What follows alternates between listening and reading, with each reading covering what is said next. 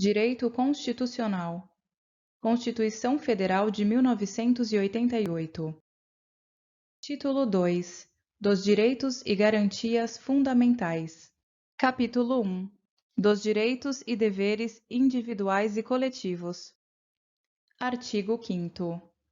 Todos são iguais perante a lei, sem distinção de qualquer natureza, garantindo-se aos brasileiros e aos estrangeiros residentes no país a inviolabilidade do direito à vida, à liberdade, à igualdade, à segurança e à propriedade nos termos seguintes. Homens e mulheres são iguais em direitos e obrigações nos termos desta Constituição. Ninguém será obrigado a fazer ou deixar de fazer alguma coisa, senão em virtude de lei. Ninguém será submetido à tortura, nem a tratamento desumano ou degradante. É livre a manifestação do pensamento, sendo vedado o anonimato. É assegurado o direito de resposta proporcional ao agravo, além da indenização por dano material, moral ou à imagem. É inviolável a liberdade de consciência e de crença, sendo assegurado o livre exercício dos cultos religiosos e garantida na forma da lei a proteção aos locais de culto e às suas liturgias.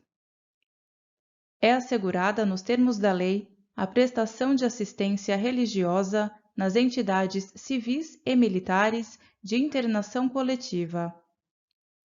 Ninguém será privado de direitos por motivo de crença religiosa ou de convicção filosófica ou política, salvo se as invocar para eximir-se de obrigação legal a todos imposta e recusar-se a cumprir prestação alternativa fixada em lei. É livre a expressão da atividade intelectual, artística, científica e de comunicação, independentemente de censura ou licença. São invioláveis a intimidade, a vida privada, a honra e a imagem das pessoas, assegurado o direito à indenização pelo dano material ou moral decorrente de sua violação. A casa é asilo inviolável do indivíduo, ninguém nela podendo penetrar sem consentimento do morador, salvo em caso de flagrante delito ou desastre, ou para prestar socorro, ou durante o dia por determinação judicial. É inviolável o sigilo da correspondência e das comunicações telegráficas, de dados e das comunicações telefônicas, salvo no último caso, por ordem judicial, nas hipóteses e na forma que a lei estabelecer para fins de investigação criminal ou instrução processual penal. É livre o exercício de qualquer trabalho, ofício ou profissão, atendidas as qualificações profissionais que a lei estabelecer. É assegurado a todos o acesso à informação e resguardado o sigilo da fonte quando necessário ao exercício profissional. É livre a locomoção no território nacional em tempo de paz, podendo qualquer pessoa, nos termos da lei, nele entrar, permanecer ou dele sair com seus bens. Todos podem reunir-se pacificamente, sem armas, em locais abertos ao público, independentemente de autorização, desde que não frustrem outra reunião anteriormente convocada para o mesmo local, sendo apenas exigido prévio aviso à autoridade competente. É plena a liberdade de associação para fins lícitos, vedada a de caráter paramilitar. A criação de associações e, na forma da lei, a de cooperativas, independem de autorização, sendo vedada a interferência estatal em seu funcionamento. As associações só poderão ser compulsoriamente dissolvidas ou ter suas atividades suspensas por decisão judicial, exigindo-se no primeiro caso o trânsito em julgado. Ninguém poderá ser compelido a associar-se ou a permanecer associado. As entidades associativas, quando expressamente autorizadas, têm legitimidade para representar seus filiados judicial ou extrajudicialmente. É garantido o direito de propriedade. A propriedade atenderá à sua função social. A lei estabelecerá o procedimento para desapropriação por necessidade ou utilidade pública, ou por interesse social, mediante justa e prévia indenização em dinheiro, ressalvados os casos previstos nesta Constituição. No caso de iminente perigo público, a autoridade competente poderá usar de propriedade particular, assegurada ao proprietário indenização ulterior se houver dano. A pequena propriedade rural, assim definida em lei, desde que trabalhada pela família, não será objeto de penhora para pagamento de débitos decorrentes de sua atividade produtiva, dispondo a lei sobre os meios de financiar o seu desenvolvimento. Aos autores pertence o direito exclusivo de utilização, publicação ou reprodução de suas obras, transmissível aos herdeiros pelo tempo que a lei fixar. São assegurados nos termos da lei a proteção às participações individuais em obras coletivas e a reprodução da imagem e voz humanas, inclusive nas atividades desportivas. O direito de fiscalização do aproveitamento econômico das obras que criarem ou de que participarem aos criadores, aos intérpretes e às respectivas representações sindicais e associativas. A lei assegurará aos autores de inventos industriais privilégio temporário para sua utilização, bem como proteção às criações industriais, à propriedade das marcas, aos nomes de empresas e a outros signos distintivos, tendo em vista o interesse social e o desenvolvimento tecnológico e econômico do país.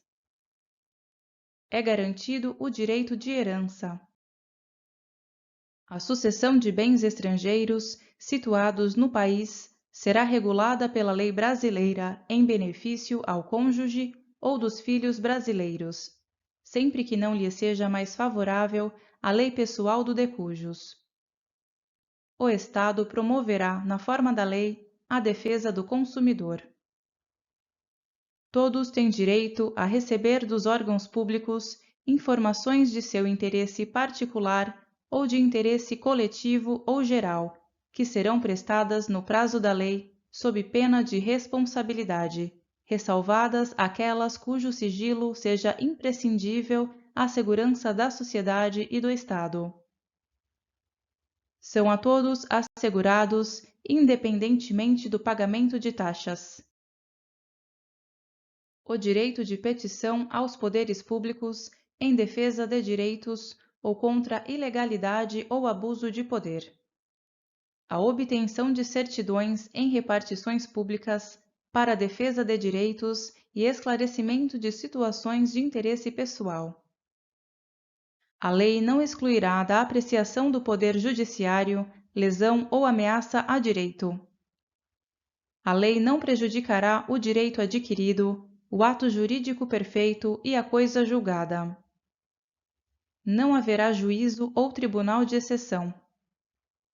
É reconhecida a instituição do júri com a organização que lhe der a lei, assegurados a plenitude de defesa, o sigilo das votações, a soberania dos vereditos, a competência para o julgamento dos crimes dolosos contra a vida.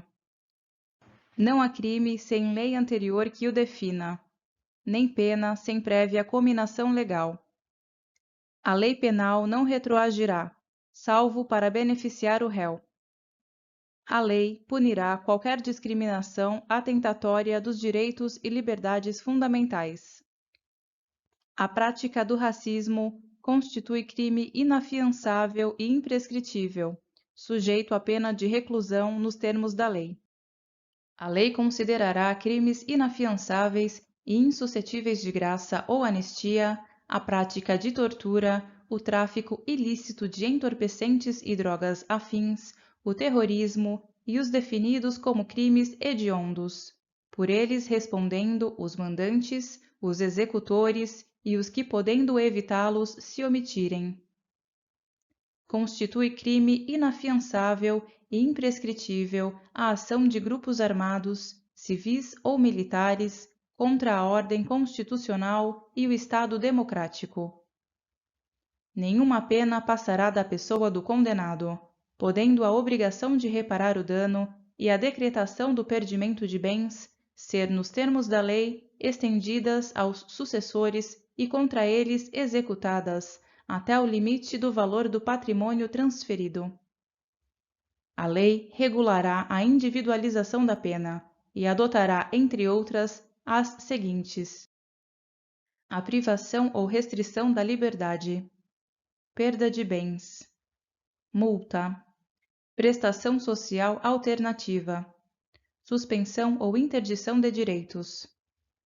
Não haverá penas de morte, salvo em caso de guerra declarada, nos termos do artigo 84, inciso 19, de caráter perpétuo, de trabalhos forçados, de banimento, cruéis.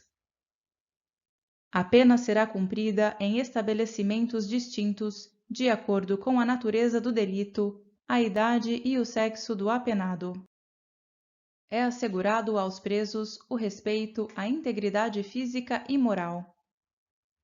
Às presidiárias serão asseguradas condições para que possam permanecer com seus filhos durante o período de amamentação. Nenhum brasileiro será extraditado, salvo o naturalizado em caso de crime comum, praticado antes da naturalização, ou de comprovado envolvimento em tráfico ilícito de entorpecentes e drogas afins, na forma da lei. Não será concedida extradição de estrangeiro por crime político ou de opinião. Ninguém será processado nem sentenciado senão pela autoridade competente.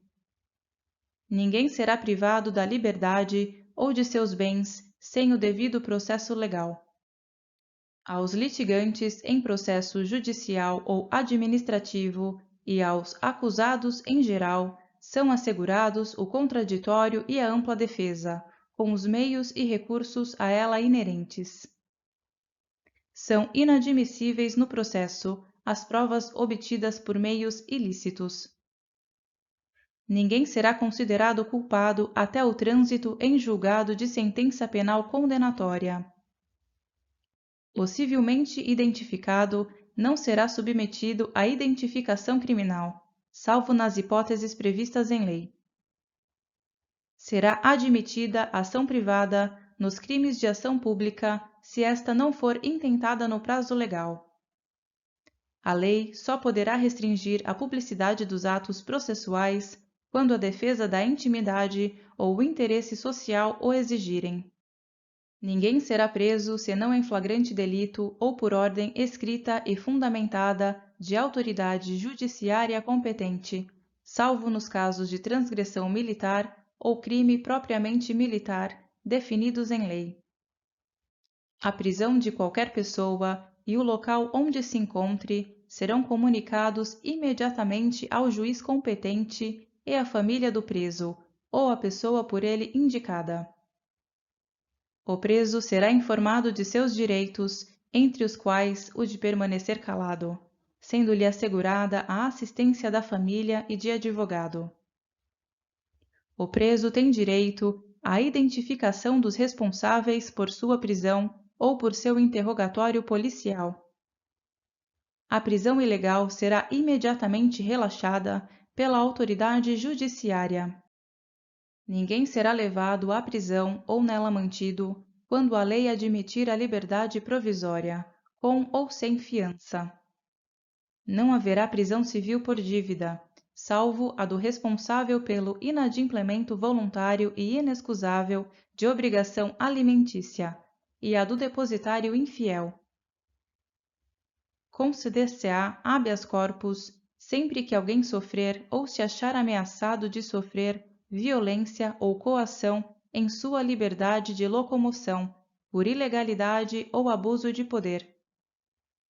Conceder-se-á mandado de segurança para proteger direito líquido e certo, não amparado por habeas corpus ou habeas data, quando o responsável pela ilegalidade ou abuso de poder for autoridade pública ou agente de pessoa jurídica no exercício de atribuições do poder público.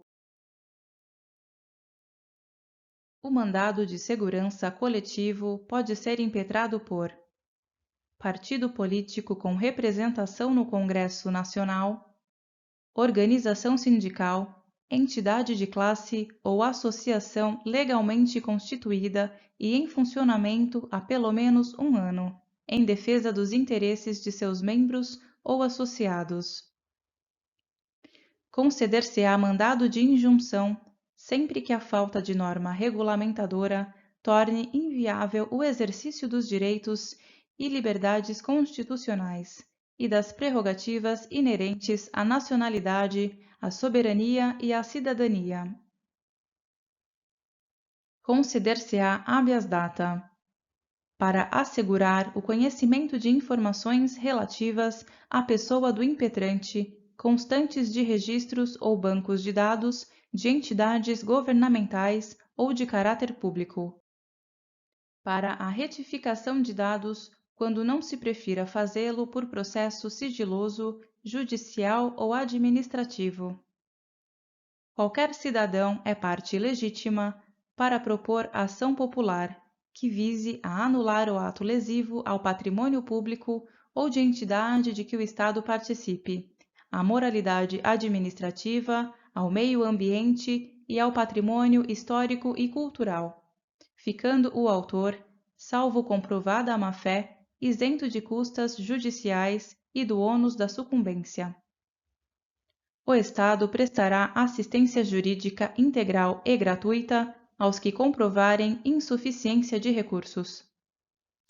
O Estado indenizará o condenado por erro judiciário, assim como o que ficar preso além do tempo fixado na sentença.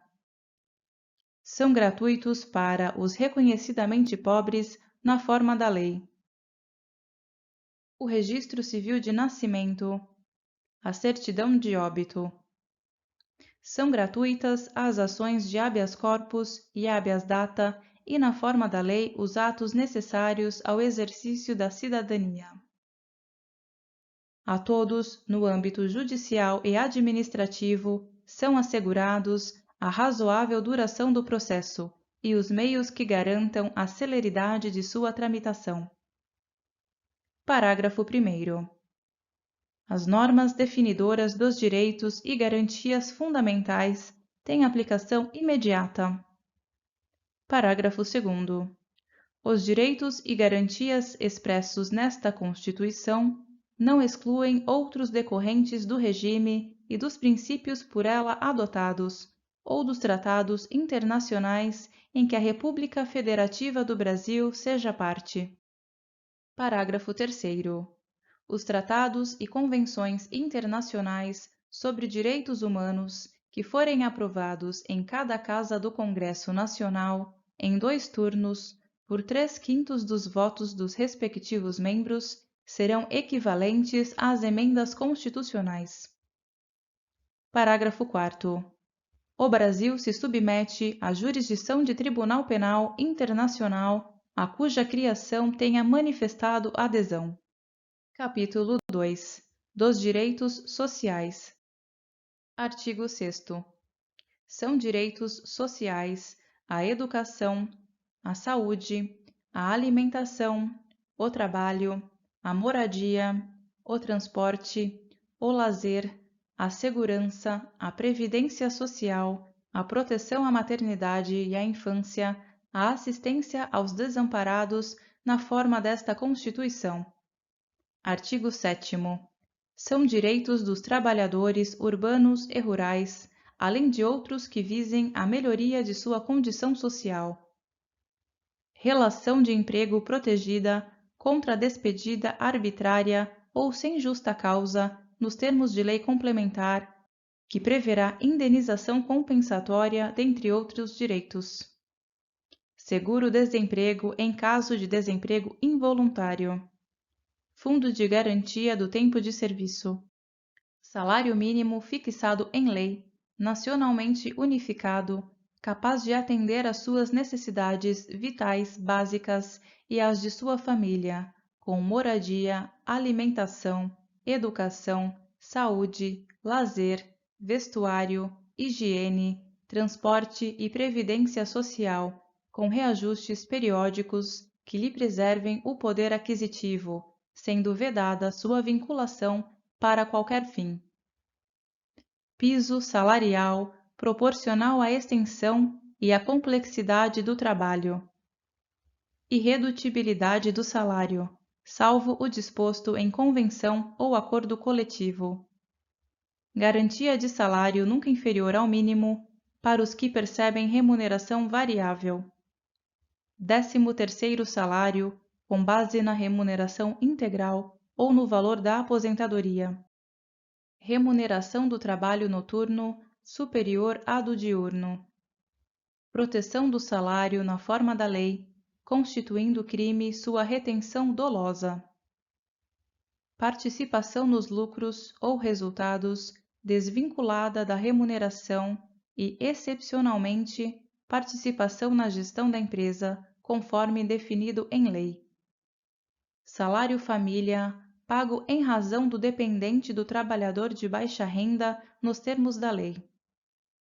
Duração do trabalho normal, não superior a 8 horas diárias e 44 semanais, facultada a compensação de horários e a redução de jornada mediante acordo ou convenção coletiva de trabalho. Jornada de 6 horas para o trabalho realizado em turnos ininterruptos de revezamento, salvo negociação coletiva. Repouso semanal remunerado, preferencialmente aos domingos. Remuneração do serviço extraordinário superior, no mínimo, em 50% à do normal. Gozo de férias anuais remuneradas, com pelo menos 1/3 a mais do que o salário normal. Licença à gestante, sem prejuízo do emprego e do salário, com duração de 120 dias. Licença paternidade, nos termos fixados em lei. Proteção do mercado de trabalho da mulher, mediante incentivos específicos nos termos da lei. Aviso prévio proporcional ao tempo de serviço, sendo no mínimo de 30 dias nos termos da lei. Redução dos riscos inerentes ao trabalho por meio de normas de saúde, higiene e segurança. Adicional de remuneração para as atividades penosas, insalubres ou perigosas na forma da lei. Aposentadoria. Assistência gratuita aos filhos e dependentes desde o nascimento até 5 anos de idade em creches e pré-escolas. Reconhecimento das convenções e acordos coletivos de trabalho. Proteção em face da automação na forma da lei. Seguro contra acidentes de trabalho, a cargo do empregador, sem excluir a indenização a que este está obrigado quando incorrer em dolo ou culpa. Ação quanto aos créditos resultantes das relações de trabalho, com prazo prescricional de 5 anos para os trabalhadores urbanos e rurais, até o limite de 2 anos após a extinção do contrato de trabalho. Proibição de diferença de salários, de exercício de funções e de critério de admissão por motivo de sexo, idade, cor ou estado civil. Proibição de qualquer discriminação no tocante a salário e critérios de admissão do trabalhador portador de deficiência. Proibição de distinção entre trabalho manual, técnico e intelectual ou entre os profissionais respectivos. Proibição de trabalho noturno, perigoso ou insalubre a menores de 18 e de qualquer trabalho a menores de 16 anos, salvo na condição de aprendiz a partir de 14 anos. Igualdade de direitos entre o trabalhador com vínculo empregatício permanente e o trabalhador avulso. Parágrafo único. São assegurados à categoria dos trabalhadores domésticos os direitos previstos nos incisos 4, 6, 7, 8, 10, 13, 15, 16, 17, 18, 19, 21, 22, 24, 26, 30, 31 e 33, e atendidas as condições estabelecidas em lei e observada a simplificação do cumprimento das obrigações tributárias, principais e acessórias, decorrentes da relação de trabalho e suas peculiaridades, os previstos nos incisos 1, 2, 3, 9, 12, 25 e 28, bem como a sua integração à Previdência Social. Artigo 8º. É livre a associação profissional ou sindical, observado o seguinte: a lei não poderá exigir autorização do Estado para a fundação de sindicato, ressalvado o registro no órgão competente, vedadas ao poder público a interferência e a intervenção na organização sindical. Vedada a criação de mais de uma organização sindical em qualquer grau representativa de categoria profissional ou econômica, na mesma base territorial, que será definida pelos trabalhadores ou empregadores interessados, não podendo ser inferior à área de um município. Ao sindicato cabe a defesa dos direitos e interesses coletivos ou individuais da categoria, inclusive em questões judiciais ou administrativas. A Assembleia Geral fixará a contribuição que, em se tratando de categoria profissional, será descontada em folha para custeio do sistema confederativo da representação sindical respectiva, independentemente da contribuição prevista em lei. Ninguém será obrigado a filiar-se ou a manter-se filiado a sindicato. É obrigatória a participação dos sindicatos nas negociações coletivas de trabalho. O aposentado filiado tem direito a votar e ser votado nas organizações sindicais.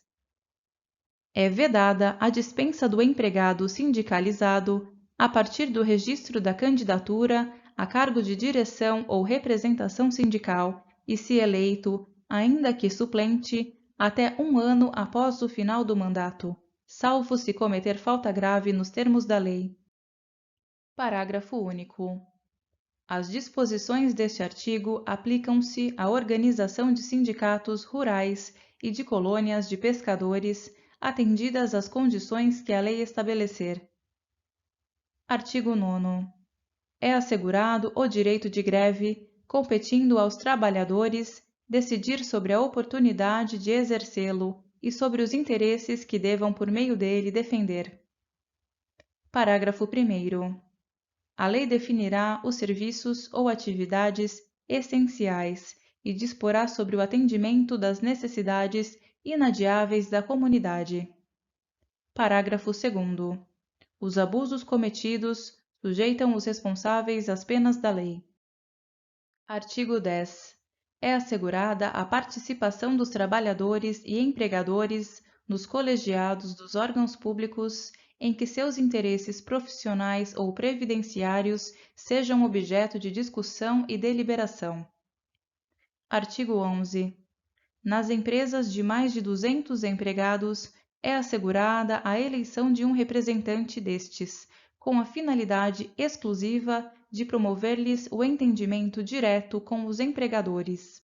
Capítulo 3. Da nacionalidade. Artigo 12. São brasileiros natos os nascidos na República Federativa do Brasil, ainda que de pais estrangeiros, desde que estes não estejam a serviço de seu país. Os nascidos no estrangeiro, de pai brasileiro ou mãe brasileira, desde que qualquer deles esteja a serviço da República Federativa do Brasil. Os nascidos no estrangeiro, de pai brasileiro ou de mãe brasileira, desde que sejam registrados em repartição brasileira competente, ou venham a residir na República Federativa do Brasil e optem, em qualquer tempo, depois de atingida a maioridade, pela nacionalidade brasileira. Naturalizados: os que, na forma da lei, adquiram a nacionalidade brasileira, exigidas aos originários de países de língua portuguesa apenas residência por 1 ano ininterrupto e idoneidade moral. Os estrangeiros de qualquer nacionalidade, residentes na República Federativa do Brasil há mais de 15 anos ininterruptos e sem condenação penal, desde que requeiram a nacionalidade brasileira. Parágrafo 1º. Aos portugueses com residência permanente no país, se houver reciprocidade em favor de brasileiros, serão atribuídos os direitos inerentes ao brasileiro, salvo os casos previstos nesta Constituição. Parágrafo 2º. A lei não poderá estabelecer distinção entre brasileiros natos e naturalizados, salvo nos casos previstos nesta Constituição. São privativos de brasileiro nato os cargos de Presidente e Vice-Presidente da República, de Presidente da Câmara dos Deputados, de Presidente do Senado Federal, de Ministro do Supremo Tribunal Federal, de carreira diplomática, de Oficial das Forças Armadas, de Ministro de Estado da Defesa. Parágrafo 4º.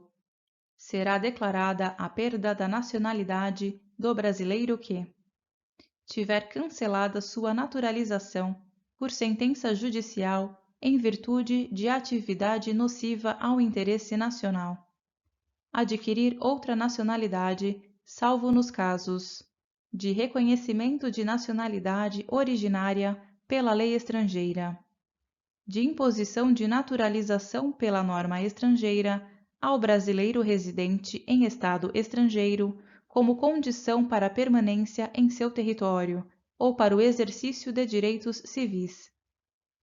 Artigo 13. A língua portuguesa é o idioma oficial da República Federativa do Brasil. Parágrafo 1º. São símbolos da República Federativa do Brasil a bandeira, o hino, as armas e o selo nacionais. Parágrafo 2º. Os estados, o Distrito Federal e os municípios poderão ter símbolos próprios. Título 3. Da Organização do Estado. Capítulo 7. Da Administração Pública. Seção 1. Disposições Gerais. Artigo 37. A administração pública, direta e indireta, de qualquer dos poderes da União, dos Estados, do Distrito Federal e dos municípios, obedecerá aos princípios de legalidade, impessoalidade, moralidade, publicidade e eficiência e também ao seguinte: os cargos, empregos e funções públicas são acessíveis aos brasileiros que preencham os requisitos estabelecidos em lei, assim como aos estrangeiros na forma da lei. A investidura em cargo ou emprego público depende de aprovação prévia em concurso público, de provas ou de provas e títulos, de acordo com a natureza e a complexidade do cargo ou emprego, na forma prevista em lei, ressalvadas as nomeações para cargo em comissão, declarado em lei de livre nomeação e exoneração. O prazo de validade do concurso público será de até 2 anos, prorrogável uma vez por igual período. Durante o prazo improrrogável, previsto no edital de convocação, aquele aprovado em concurso público de provas ou de provas e títulos será convocado com prioridade sobre os novos concursados para assumir o cargo ou emprego na carreira. As funções de confiança exercidas exclusivamente por servidores ocupantes de cargo efetivo e os cargos em comissão a serem preenchidos por servidores de carreira nos casos, condições e percentuais mínimos previstos em lei, destinam-se apenas às atribuições de direção, chefia e assessoramento. É garantido ao servidor público civil o direito à livre associação sindical. O direito de greve será exercido nos termos e nos limites definidos em lei específica. A lei reservará percentual dos cargos em empregos públicos para as pessoas portadoras de deficiência e definirá os critérios de sua admissão. A lei estabelecerá os casos de contratação por tempo determinado para atender à necessidade temporária de excepcional interesse público. A remuneração dos servidores públicos e o subsídio de que trata o parágrafo 4º do artigo 39 somente poderão ser fixados ou alterados por lei específica, observada a iniciativa privativa em cada caso, assegurada a revisão geral anual, sempre na mesma data e sem distinção de índices.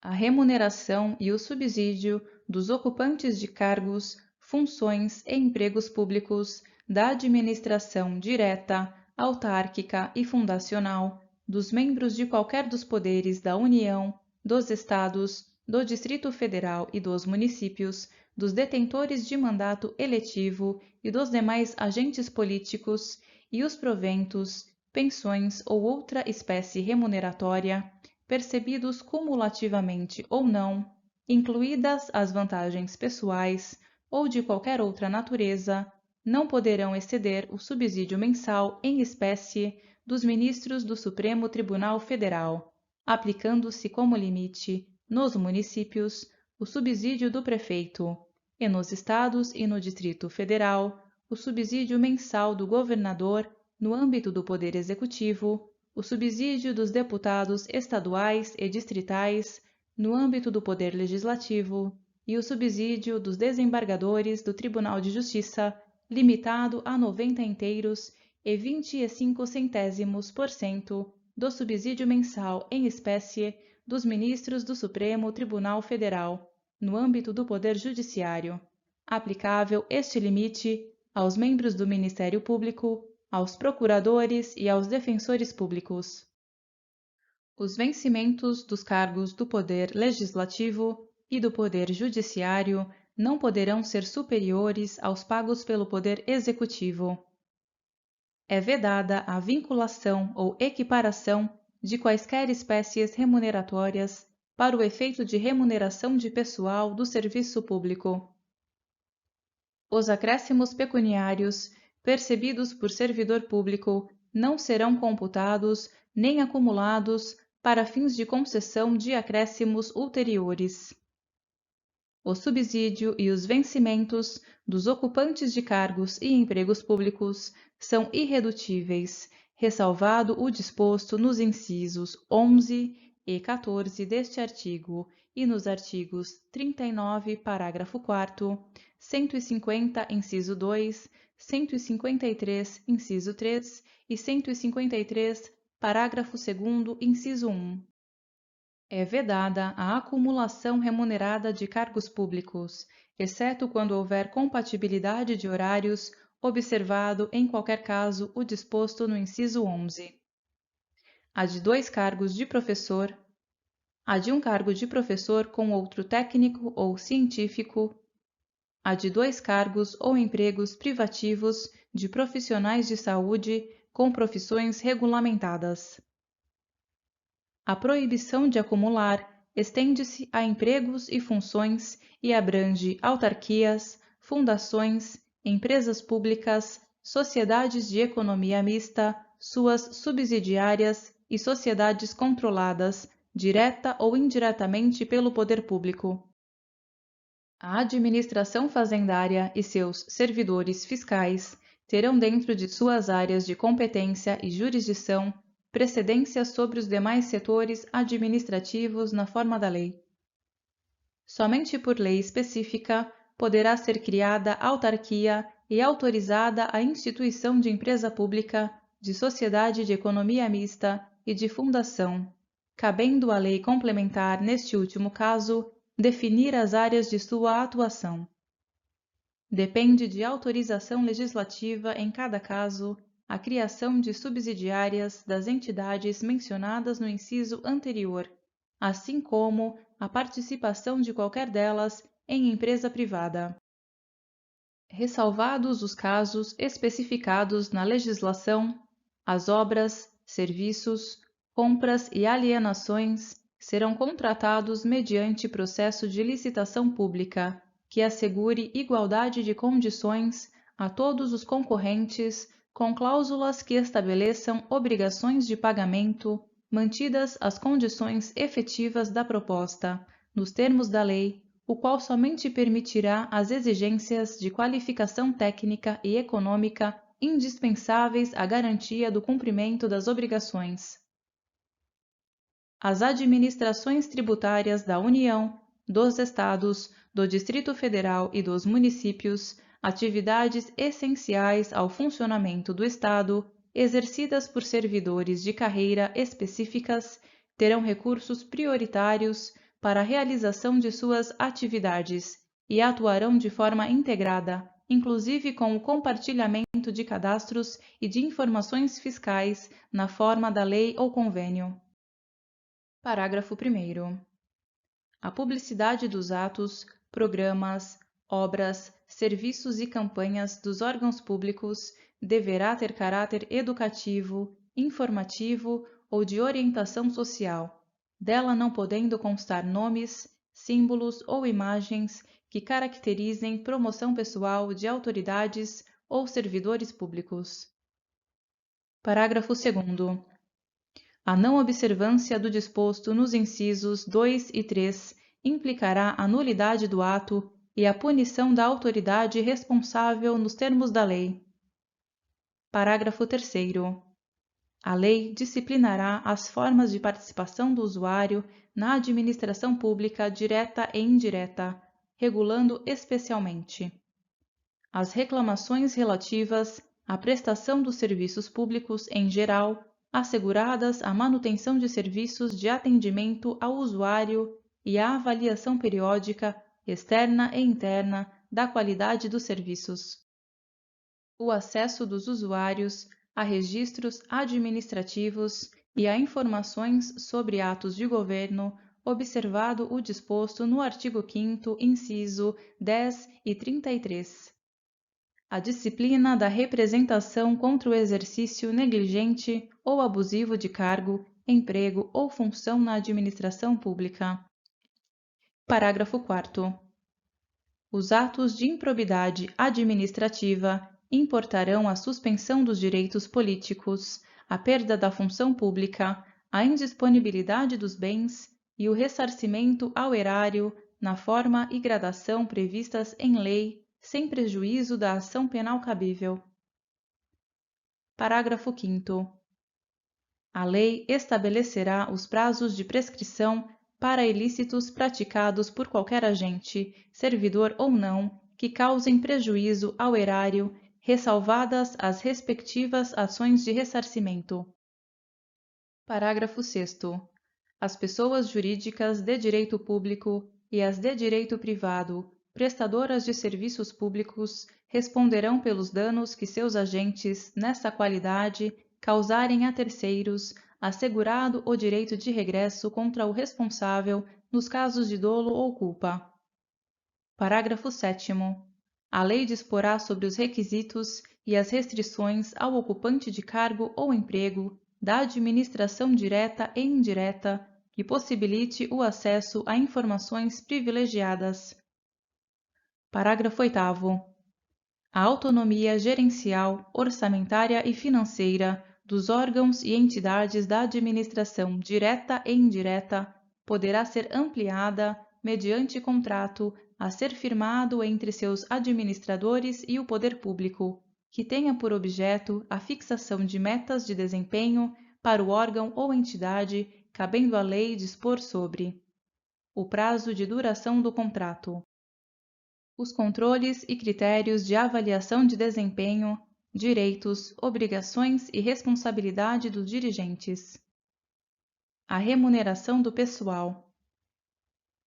Parágrafo 9º. O disposto no inciso 11 aplica-se às empresas públicas e às sociedades de economia mista e suas subsidiárias que receberem recursos da União, dos Estados, do Distrito Federal ou dos municípios para pagamento de despesas de pessoal ou de custeio em geral. Parágrafo 10. É vedada a percepção simultânea de proventos de aposentadoria decorrentes do artigo 40 ou dos artigos 42 e 142, com a remuneração de cargo, emprego ou função pública, ressalvados os cargos acumuláveis na forma desta Constituição, os cargos eletivos e os cargos em comissão declarados em lei de livre nomeação e exoneração. Parágrafo 11. Não serão computadas, para efeito dos limites remuneratórios de que trata o inciso 11 do caput deste artigo, as parcelas de caráter indenizatório previstas em lei. Parágrafo 12. Para os fins do disposto no inciso 11 do caput deste artigo, fica facultado aos Estados e ao Distrito Federal fixar em seu âmbito, mediante emenda às respectivas Constituições e lei orgânica, como limite único, o subsídio mensal dos desembargadores do respectivo Tribunal de Justiça, limitado a 90 inteiros e 25 centésimos por cento do subsídio mensal dos ministros do Supremo Tribunal Federal, não se aplicando o disposto neste parágrafo aos subsídios dos deputados estaduais e distritais e dos vereadores. Parágrafo 13. O servidor público, titular de cargo efetivo, poderá ser readaptado para exercício de cargo cujas atribuições e responsabilidades sejam compatíveis com a limitação que tenha sofrido em sua capacidade física ou mental, enquanto permanecer nesta condição, desde que possua a habilitação e o nível de escolaridade exigidos para o cargo de destino, mantida a remuneração do cargo de origem. Parágrafo 14. A aposentadoria concedida com a utilização de tempo de contribuição decorrente de cargo, emprego ou função pública, inclusive do regime geral de previdência social, acarretará o rompimento do vínculo que gerou o referido tempo de contribuição. Parágrafo 15. É vedada a complementação de aposentadorias de servidores públicos e de pensões por morte a seus dependentes que não seja decorrente do disposto nos parágrafos 14 a 16 do artigo 40, ou que não seja prevista em lei que exija regime próprio de previdência social. Artigo 38. Ao servidor público da administração direta, autárquica e fundacional, no exercício de mandato eletivo, aplicam-se as seguintes disposições. Tratando-se de mandato eletivo, federal, estadual ou distrital, ficará afastado de seu cargo, emprego ou função. Investido no mandato de prefeito, será afastado do cargo, emprego ou função, sendo-lhe facultado optar pela remuneração. Investido no mandato de vereador, havendo compatibilidade de horários, perceberá as vantagens de seu cargo, emprego ou função, sem prejuízo da remuneração do cargo eletivo, e não havendo compatibilidade, será aplicada a norma do inciso anterior. Em qualquer caso que exija o afastamento para o exercício de mandato eletivo, seu tempo de serviço será contado para todos os efeitos legais, exceto para a promoção por merecimento.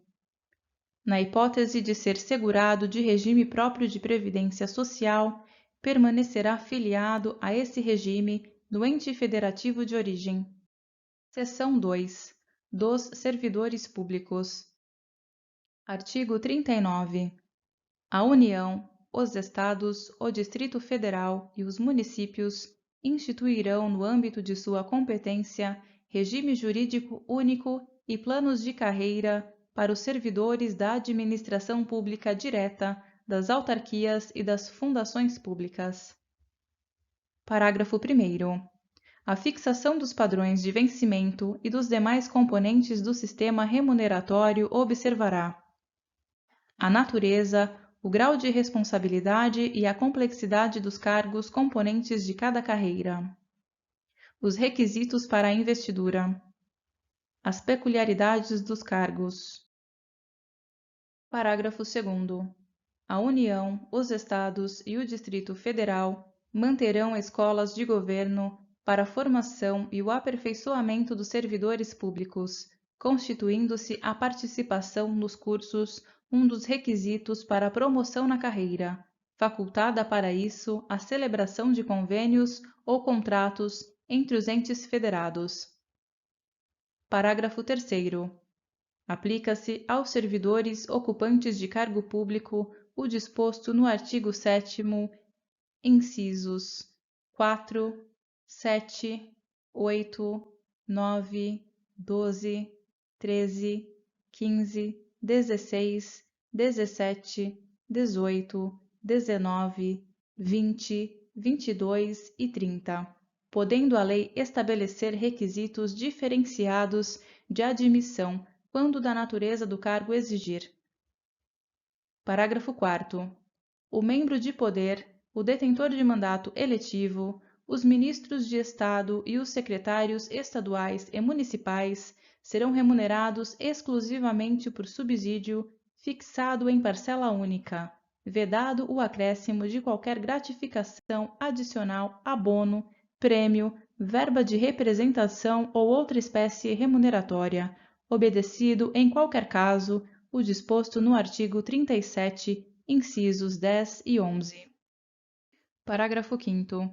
Lei da União, dos Estados, do Distrito Federal e dos municípios poderá estabelecer a relação entre a maior e a menor remuneração dos servidores públicos, obedecido em qualquer caso o disposto no artigo 37, inciso 11. Parágrafo 6º. Os poderes executivo, legislativo e judiciário publicarão anualmente os valores do subsídio e da remuneração dos cargos e empregos públicos. Parágrafo 7º. Lei da União, dos Estados, do Distrito Federal e dos municípios disciplinará a aplicação de recursos orçamentários provenientes da economia com despesas correntes em cada órgão, autarquia e fundação, para aplicação no desenvolvimento de programas de qualidade e produtividade, treinamento e desenvolvimento, modernização, reaparelhamento e racionalização do serviço público, inclusive sob a forma de adicional ou prêmio de produtividade. Parágrafo 8º. A remuneração dos servidores públicos organizados em carreira poderá ser fixada nos termos do parágrafo 4º. Parágrafo 9º. É vedada a incorporação de vantagens de caráter temporário ou vinculadas ao exercício de função de confiança ou de cargo em comissão à remuneração do cargo efetivo. Artigo 40. O regime próprio de previdência social dos servidores titulares de cargos efetivos terá caráter contributivo e solidário, mediante contribuição do respectivo ente federativo, de servidores ativos, de aposentados e de pensionistas, observados critérios que preservem o equilíbrio financeiro e atuarial. Parágrafo 1º.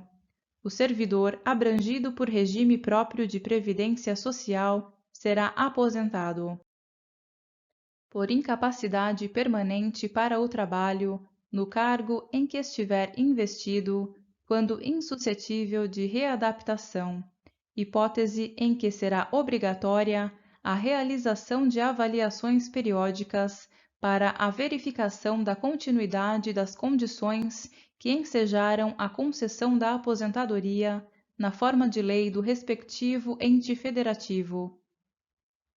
Compulsoriamente, com proventos proporcionais ao tempo de contribuição, aos 70 anos de idade ou aos 75 anos de idade, na forma de lei complementar. No âmbito da União, aos 62 anos de idade se mulher e aos 65 anos de idade se homem, e no âmbito dos Estados, do Distrito Federal e dos municípios, na idade mínima estabelecida mediante emenda às respectivas constituições e leis orgânicas, observados o tempo de contribuição e os demais requisitos estabelecidos em lei complementar do respectivo ente federativo. Parágrafo 2º. Os proventos de aposentadoria não poderão ser inferiores ao valor mínimo a que se refere o parágrafo 2º do artigo 201, ou superiores ao limite máximo estabelecido para o regime geral de previdência social, observado o disposto nos parágrafos 14 a 16. Parágrafo 3º. As regras para cálculo de proventos de aposentadoria serão disciplinadas em lei do respectivo ente federativo. Parágrafo 4º. É vedada a adoção de requisitos ou critérios diferenciados para concessão de benefícios em regime próprio de previdência social, ressalvado o disposto no parágrafo 4º-A, 4º-B, 4º-C e 5º. Parágrafo 4º-A.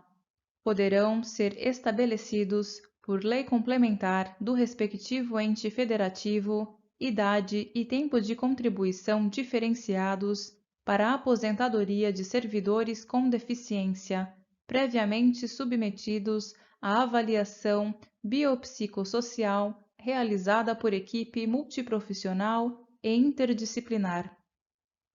Parágrafo 4º-B.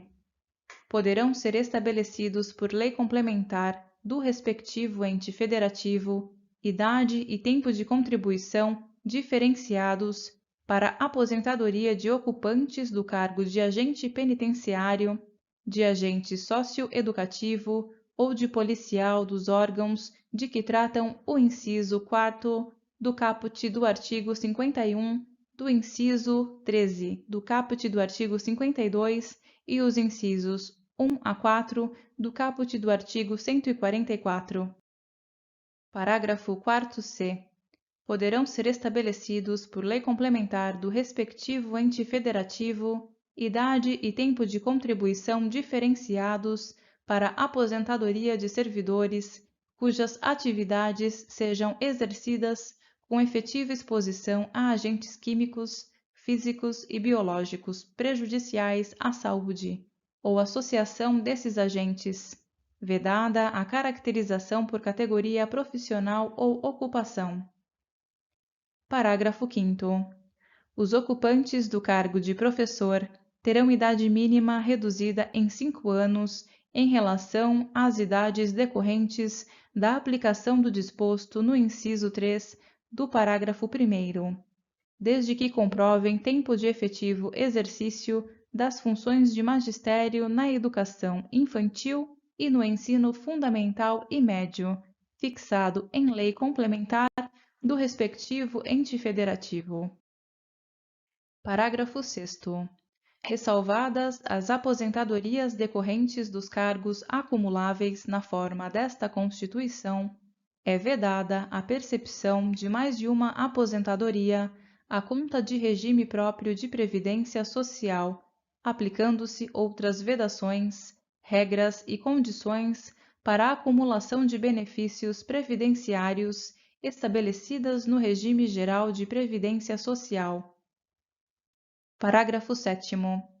Observado o disposto no parágrafo 2º do artigo 201, quando se tratar da única fonte de renda formal auferida pelo dependente, o benefício de pensão por morte será concedido nos termos de lei do respectivo ente federativo, a qual tratará de forma diferenciada a hipótese de morte dos servidores de que trata o parágrafo 4º-B, decorrente de agressão sofrida no exercício ou em razão da função. Parágrafo 8º. É assegurado o reajustamento dos benefícios para preservar-lhes em caráter permanente o valor real, conforme critérios estabelecidos em lei.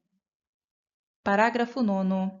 O tempo de contribuição federal, estadual, distrital ou municipal será contado para fins de aposentadoria, observado o disposto nos parágrafos 9º e 9º-A do artigo 201, e o tempo de serviço correspondente será contado para fins de disponibilidade. Parágrafo 10. A lei não poderá estabelecer qualquer forma de contagem de tempo de contribuição fictício.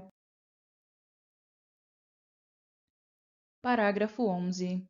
Aplica-se o limite fixado no artigo 37, inciso 11, à soma total dos proventos de inatividade, inclusive quando decorrentes da acumulação de cargos ou empregos públicos, bem como de outras atividades sujeitas à contribuição para o regime geral de previdência social e ao montante resultante da adição de proventos de inatividade com remuneração de cargo acumulável na forma desta Constituição, cargo em comissão declarado em lei de livre nomeação e exoneração e cargo eletivo.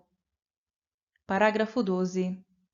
Além do disposto neste artigo, serão observados em regime próprio de previdência social, no que couber, os requisitos e critérios fixados para o regime geral de previdência social.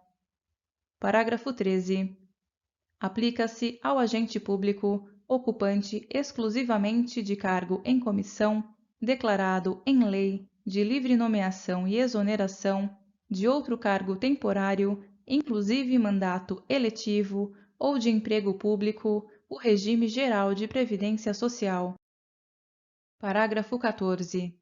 A União, os Estados, o Distrito Federal e os municípios instituirão, por lei de iniciativa do respectivo Poder Executivo, regime de previdência complementar para servidores públicos ocupantes de cargo efetivo, observado o limite máximo dos benefícios do regime geral de previdência social para o valor das aposentadorias e das pensões em regime próprio de previdência social, ressalvado o disposto no parágrafo 16.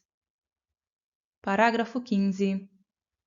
O regime de previdência complementar, de que trata o parágrafo 14, oferecerá plano de benefícios somente na modalidade contribuição definida, observará o disposto no artigo 202 e será efetivado por intermédio de entidade fechada de previdência complementar ou de entidade aberta de previdência complementar.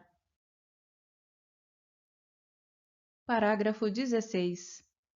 Somente mediante sua prévia e expressa opção, o disposto nos parágrafos 14 e 15 poderá ser aplicado ao servidor que tiver ingressado no serviço público até a data da publicação do ato de instrução do correspondente regime de previdência complementar. Parágrafo 17. Todos os valores de remuneração considerados para o cálculo do benefício previsto no parágrafo 3º serão devidamente atualizados na forma da lei. Parágrafo 18. Incidirá contribuição sobre os proventos de aposentadorias e pensões concedidas pelo regime de que trata este artigo que superem o limite máximo estabelecido para os benefícios do regime geral de previdência social de que trata o artigo 201, com percentual igual ao estabelecido para os servidores titulares de cargos efetivos. Parágrafo 19. Observados critérios a serem estabelecidos em lei do respectivo ente federativo, o servidor titular de cargo efetivo que tenha completado as exigências para a aposentadoria voluntária e que opte por permanecer em atividade, poderá fazer jus a um abono de permanência equivalente no máximo ao do valor da sua contribuição previdenciária até completar a idade para a aposentadoria compulsória. Parágrafo 20. É vedada a existência de mais de um regime próprio de previdência social e de mais de um órgão ou entidade gestora desse regime em cada ente federativo, abrangidos todos os poderes, órgãos e entidades autárquicas e fundacionais que serão responsáveis pelo seu financiamento, observados os critérios, os parâmetros e a natureza jurídica definidos na Lei Complementar de que trata o parágrafo 22. Parágrafo 21. A contribuição prevista no parágrafo 18 deste artigo incidirá apenas sobre as parcelas de proventos de aposentadoria e de pensão que superem o dobro do limite máximo estabelecido para os benefícios do regime geral de previdência social, de que trata o artigo 201 desta Constituição, quando o beneficiário, na forma da lei, for portador de doença incapacitante. Parágrafo 22. Vedada a instituição de novos regimes próprios de previdência social, Lei Complementar Federal estabelecerá, para os que já existam, normas gerais de organização de funcionamento e de responsabilidade em sua gestão, dispondo, entre outros aspectos, sobre requisitos para sua extinção e consequente migração para o regime geral de previdência social, modelo de arrecadação, de aplicação e de utilização dos recursos, fiscalização pela União e controle externo e social, definição de equilíbrio financeiro e atuarial, condições para a instituição do fundo com finalidade previdenciária de que trata o artigo 249 e para a vinculação a ele dos recursos provenientes de contribuições e dos bens, direitos e ativos de qualquer natureza. Mecanismos de equacionamento do déficit atuarial. Estruturação de órgão ou entidade gestora do regime, observados os princípios relacionados com governança, controle interno e transparência. Condições e hipóteses para a responsabilização daqueles que desempenhem atribuições relacionadas, direta ou indiretamente, com a gestão do regime. Condições para a adesão a consórcio público. Parâmetros para a apuração da base de cálculo e definição de alíquota de contribuições ordinárias e extraordinárias. Artigo 41.